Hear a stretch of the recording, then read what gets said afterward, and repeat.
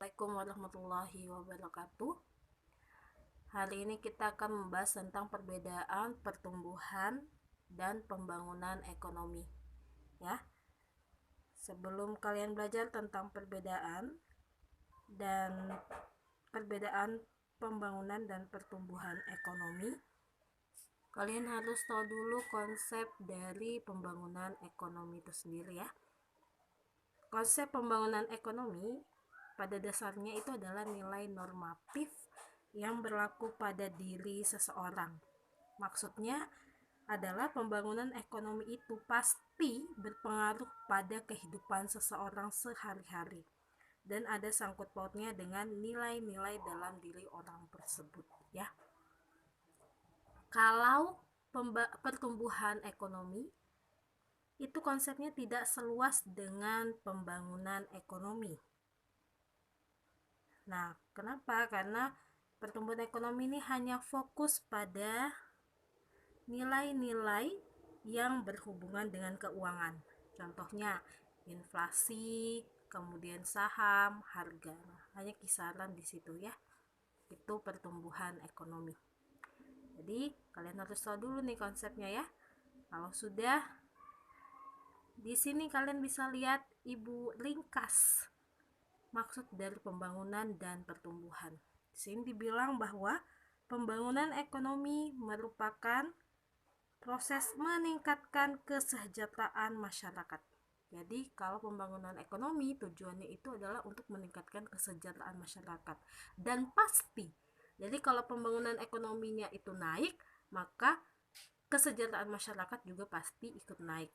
Nah, kalau pertumbuhan ekonomi dia lebih ke naikan nilai pasar barang dan jasa yang disesuaikan dengan inflasi yang dihasilkan oleh ekonomi dari waktu ke waktu. Jadi dia hanya memikirkan kenaikan nilai dari barang dan jasa saja, tetapi tidak memikirkan apakah masyarakat sejahtera atau tidak ya. Itu perbedaan antar keduanya. Kemudian, secara mendasar, perbedaan antara pembangunan dan pertumbuhan ekonomi itu adalah PDB atau produk domestik bruto. Masih ingat ya? Bab 1 kita udah belajar tentang PDB, kalian bisa buka catatan kalian lagi ya. Nah, ada 4 poin indikator perbedaan antara pembangunan ekonomi dan pertumbuhan ekonomi. Apa saja 4 poin itu mengacu pada PDB ya. Yang pertama, kenaikan produk domestik bruto. Nah, kalau PDB ini kenaikannya itu hanya jadi gini, pembangunan ekonomi itu hanya fokus pada kenaikan PDB saja. Jadi pembangunan ekonomi itu hanya fokus pada PDB saja.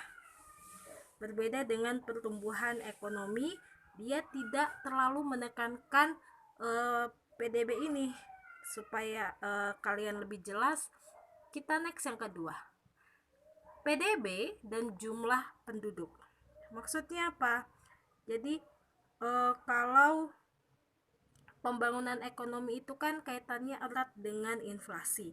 Jadi pembangunan ekonomi selalu memperhatikan persentase kenaikan PDB dan kenaikan jumlah penduduk.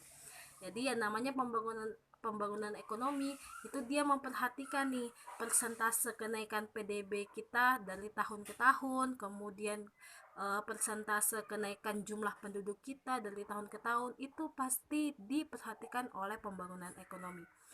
Beda halnya dengan pertumbuhan ekonomi. Nah, kalau pertumbuhan ekonomi kebalikannya, Nak. Jadi dia tidak memperhatikan persentase dari kenaikan PDB atau kenaikan jumlah penduduk. Sampai sini kalian tahu ya perbedaan masing-masing ya. Next, yang ketiga, PDB dan kemajuan iptek. Nah, maksudnya apa? Jadi contohnya seperti ini. Kalau kalian pernah dengar di daerah Jakarta itu ada pembangunan LRT atau MRT, transportasi baru itu loh. Nah, itu kan kira-kira nih masuk apa? apakah dia masuk pembangunan ekonomi apa masuk pertumbuhan ekonomi. Kalau menurut Ibu, pembangunan LRT dan MRT itu masuk dalam pembangunan ekonomi. Kenapa? Karena pembangunan ekonomi selalu memperhatikan perubahan dan kemajuan iptek, ya. Dia selalu memperhatikan perubahan dan kemajuan iptek. Berbeda halnya dengan si pertumbuhan ekonomi, dia tidak memperhatikan PDB atau kemajuan iptek, ya.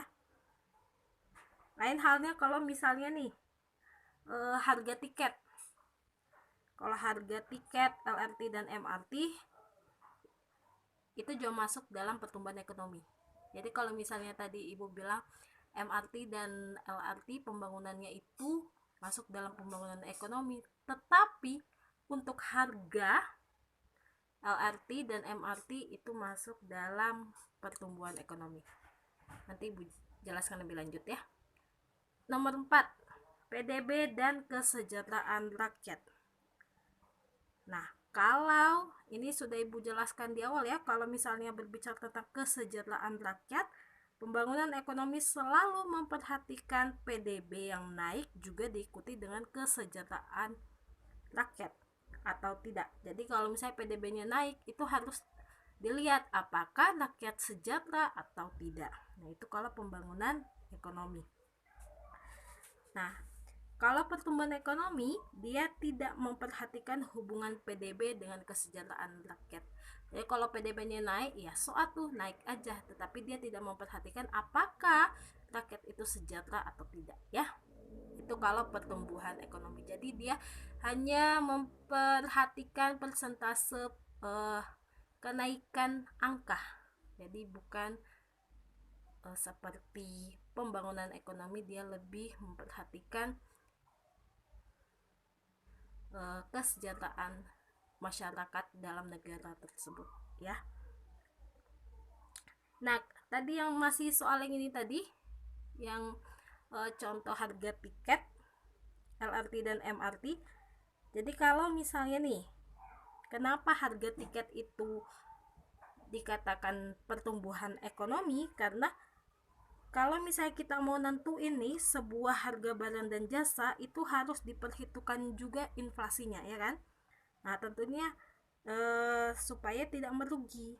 Oleh karena itu, harga tiket LRT dan MRT itu masuk dalam pertumbuhan ekonomi karena tadi ada kaitannya dengan inflasi, sama seperti yang Ibu jelaskan ini. Nah, tadi nih, pertumbuhan ekonomi fokus hanya pada nilai keuangan, inflasi, saham, dan harga.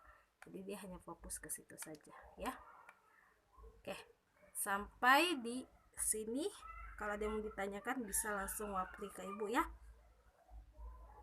Next, perbedaan pertumbuhan dan perkembangan ekonomi. Ini kalau tadi ini adalah 4 poin indikator perbedaannya. Kalau yang ini karakteristiknya. Jadi ada beberapa karakteristik yang membedakan antara pertumbuhan ekonomi dan perkembangan ekonomi. Kalian bisa lihat di sini, kalau pertumbuhan ekonomi, proses naiknya produk per kapita dalam jangka panjang. Kalau pembangunan, proses perubahan yang terus-menerus menuju perbaikan. Jadi kalau pertumbuhan itu dia hanya memikirkan naiknya saja. Jadi kalau PDB naik ya naik, kalau PDB turun ya turun. Dia hanya memperhatikan angka. Sedangkan kalau pembangunan dia lebih memikirkan proses yang terus-menerus menuju arah perbaikan. Jadi termasuk usaha meningkatkan produk per kapita. Ya, jadi ada perbaikan dalam proses pembangunan. Kemudian yang kedua, tidak memperhatikan pemerataan pendapatan. Jadi kalau misalnya PDB-nya naik, ya dia tidak memperhatikan apakah itu merata atau tidak. Sedangkan kalau pembangunan dia memperhatikan pemerataan pendapatan, termasuk pemerataan pembangunan dan hasil-hasilnya, ya. Yang nomor 3, tidak memperhatikan pertambahan penduduk, sedangkan pembangunan iya. Yang keempat, belum tentu dapat meningkatkan taraf hidup masyarakat. Jadi kalaupun pertumbuhan ekonomi naik itu belum tentu meningkatkan taraf hidup masyarakat. Karena ini tadi ya, karena dia tidak memperhatikan pemerataan pendapatan. Sedangkan kalau pembangunan meningkatkan taraf hidup masyarakat. Ya, contohnya apa? Misalnya ada pembangunan jalan raya, pembangunan tol, itu kan pasti membutuhkan tenaga kerja yang banyak nih, ya kan? Nah, pasti salah satunya juga akan meningkatkan taraf hidup masyarakat. Next, yang kelima, pertumbuhan ekonomi belum tentu disertai dengan pembangunan ekonomi. Jadi kalau pertumbuhannya meningkat ya belum tentu ada pembangunan. Sedangkan kalau pembangunan ekonomi itu selalu diikuti dengan pertumbuhan ekonomi, ya. Nomor 6, setiap input dapat menghasilkan output. Setiap input dapat menghasilkan, ini ke kecilan nih. Bentar.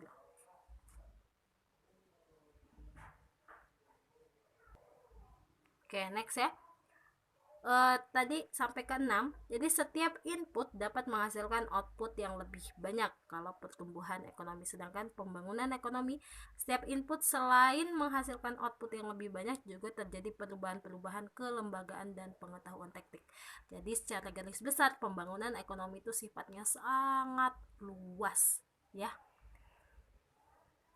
Ini contoh-contoh pertumbuhan ekonomi. Jadi sampai perbedaan ekonomi, kalau ada yang kalian mau tanyakan silahkan japri ibu lewat WA ya, nanti ibu jawab.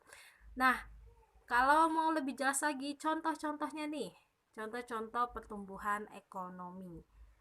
Itu gambarnya belum ibu cari ya, kalian bisa terka-terka sendiri. Oke,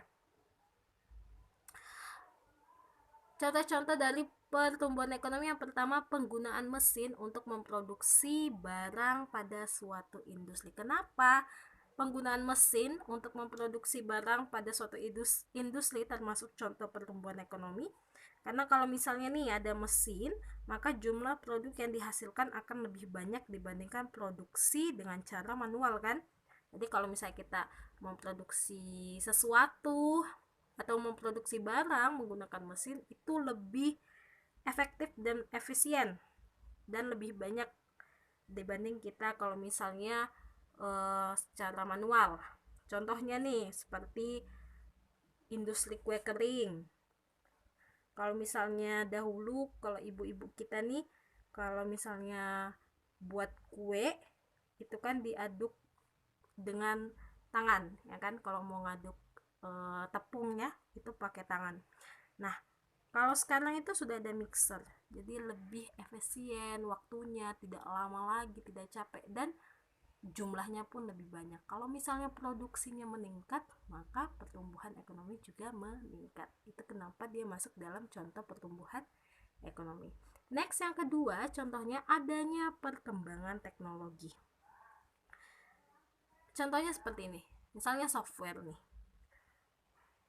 Software itu dapat meringankan pekerjaan manusia dan juga waktu yang dibutuhkan lebih singkat dalam melakukan kegiatan ekonomi. Misalnya kayak ojek online.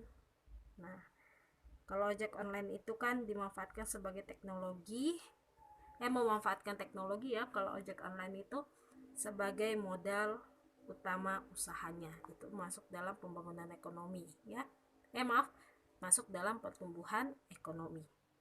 Kemudian next yang ketiga, kabur ya. Banyaknya pabrik-pabrik manufaktur yang dibuka dan beroperasi. Ini contohnya nih seperti manufaktur alat berat dan lain sebagainya. Next yang keempat, tingginya tingkat ekspor barang dalam negeri. Jadi produk-produk dalam negeri itu diterima baik di negara lain. Jadi kalau misalnya kita meningkatkan ekspor barang kita, maka barang-barang dalam negeri itu diterima dengan baik di luar negeri. seperti contohnya produk mebel tuh, mebel Jepara, Jawa Tengah yang sudah diakui kualitasnya oleh negara lain. Kalau misalnya sudah diakui seperti itu kan pasti PDB kita meningkat nih. Nah, masuk lagi contohnya pertumbuhan ekonomi. Next, yang kelima, mampu menekan barang-barang impor seperti jagung. Jadi jangan sampai kita mengimpor impor jagung ya, karena mungkin masyarakat kita juga lebih membutuhkan. Next, yang keenam, adanya sumber daya alam yang melimpah. Jadi kalau misalnya SDA kita melimpah, itu akan dapat kita manfaatkan nih untuk mendapatkan pundi-pundi pendapatan suatu negara. Kalau ada nih pundi-pundi pendapatan, maka pertumbuhan ekonomi meningkat ya. Nyambung semua ya.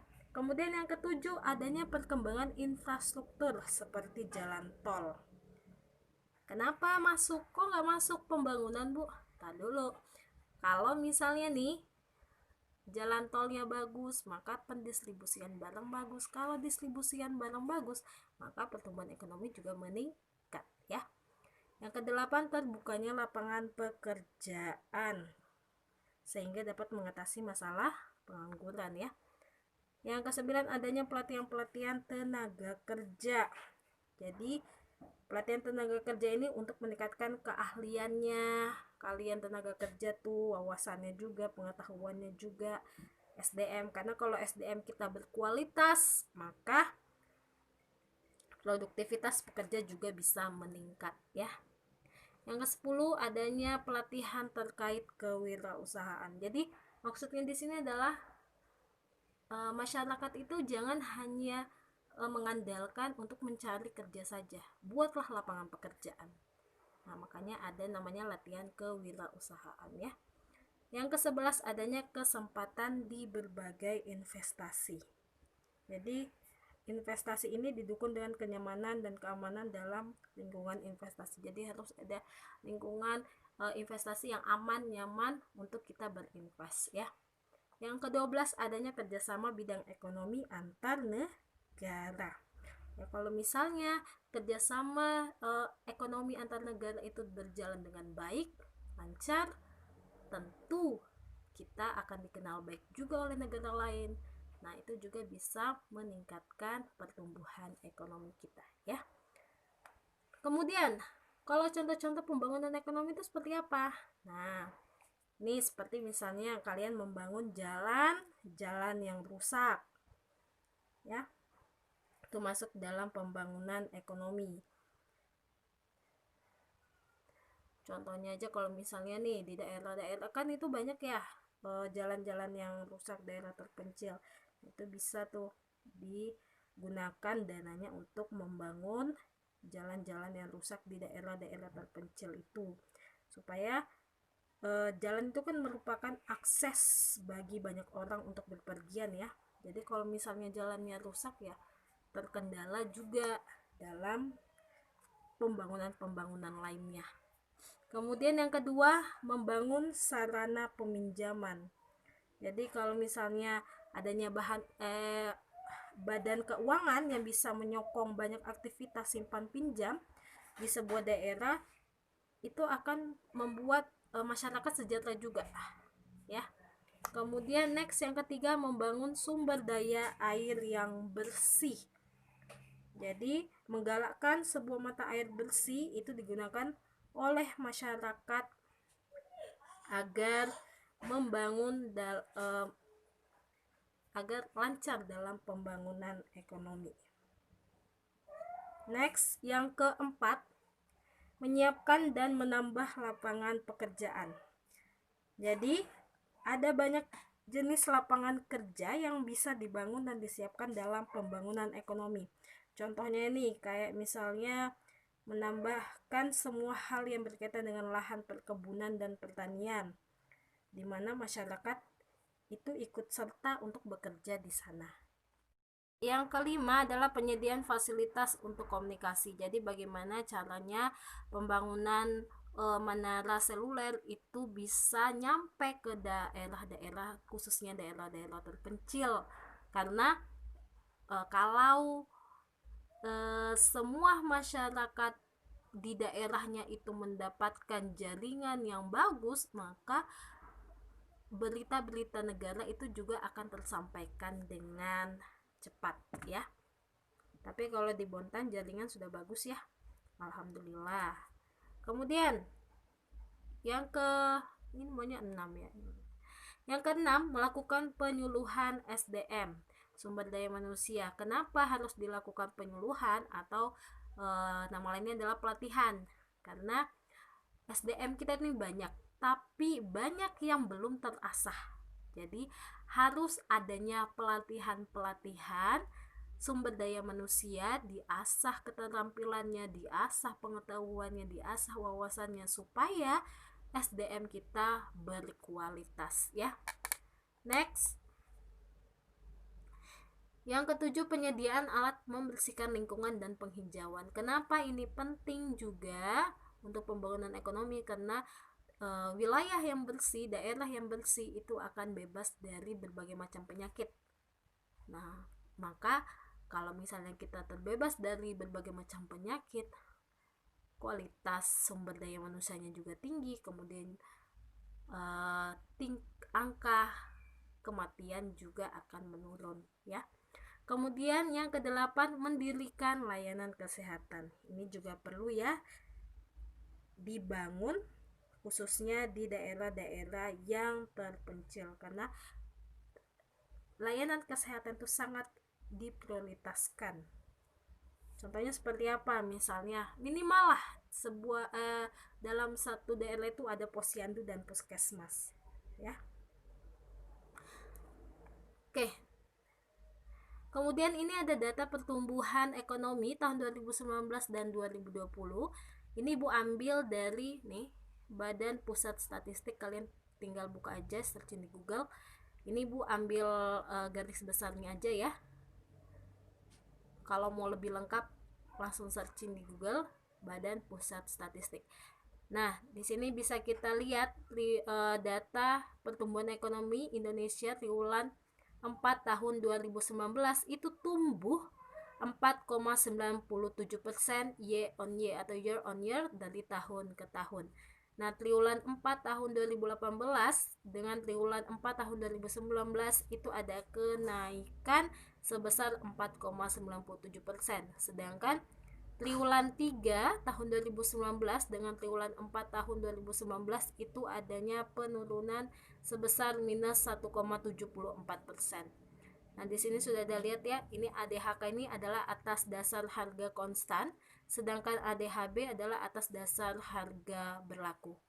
Nah, dapat disimpulkan secara kumulatif pertumbuhan ekonomi Indonesia triwulan 1 sampai dengan 4 tahun 2019 dibandingkan dengan triwulan 1 sampai dengan 4 tahun 2018 itu tumbuh sebesar 5,02% ya. Jadi dari tahun 2018 ke 2019 mengalami pertumbuhan ekonomi sebesar 5,02% ya.